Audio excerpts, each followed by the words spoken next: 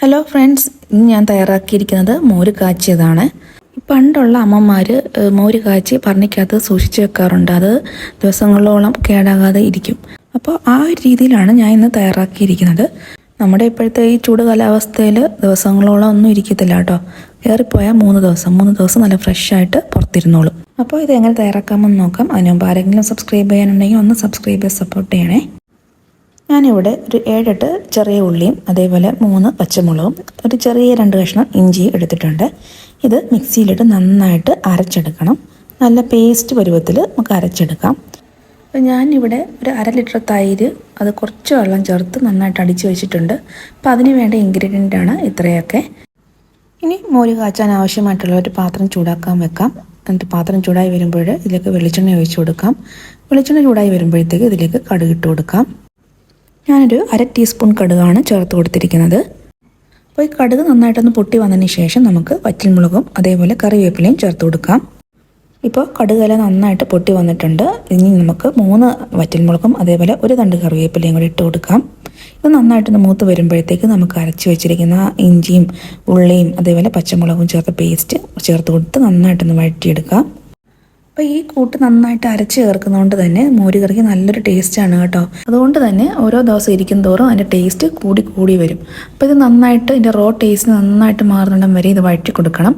നമ്മളിത് അരച്ച് ചേർത്തേക്കുന്നതുകൊണ്ട് തന്നെ മൂത്ത് വരാൻ ഒരിച്ചിരി താമസം എടുക്കും കേട്ടോ. അപ്പോൾ ലോ ഫ്ലെയിമിലിട്ട് നന്നായിട്ട് ഇളക്കി കൊടുത്തുകൊണ്ടിരിക്കുക.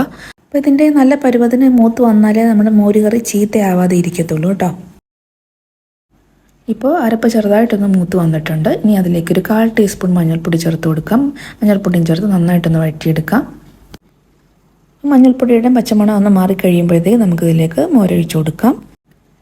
മോരൊഴിച്ച് ഇങ്ങനെ നമ്മൾ ഇളക്കുന്ന സമയത്തുണ്ടല്ലോ മഞ്ഞ കളറ് നന്നായിട്ട് വരത്തില്ല കേട്ടോ. വെളുത്ത് തന്നെ ഇരിക്കും നമ്മുടെ മോര് കറി.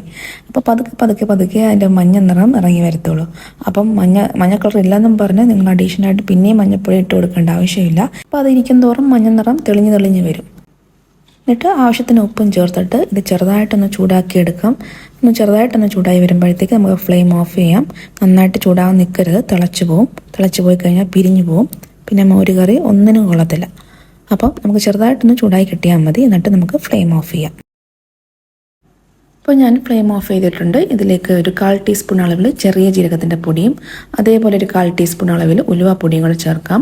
ഇത് മസ്റ്റാണ് കേട്ടോ.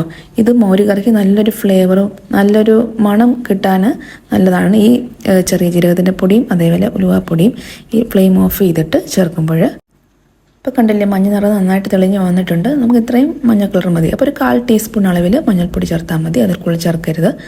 അപ്പോൾ അതിൻ്റെ മോര് കറി ഇവിടെ റെഡി ആയിട്ടുണ്ട്. ഇതൊരു 3 ദിവസം ഇതേപോലെ ഫ്രഷ് ആയിട്ടിരുന്നോളും കേട്ടോ. അപ്പോൾ നിങ്ങളൊന്ന് ചെയ്ത് നോക്കുക. അപ്പോൾ വീഡിയോ ഇത്രയേ ഉള്ളൂ. ഇഷ്ടപ്പെട്ടാൽ എല്ലാവരും ലൈക്കും ഷെയറും കമൻറ്റും സബ്സ്ക്രൈബും ചെയ്യാൻ മറന്നു പോവല്ലോ കേട്ടോ.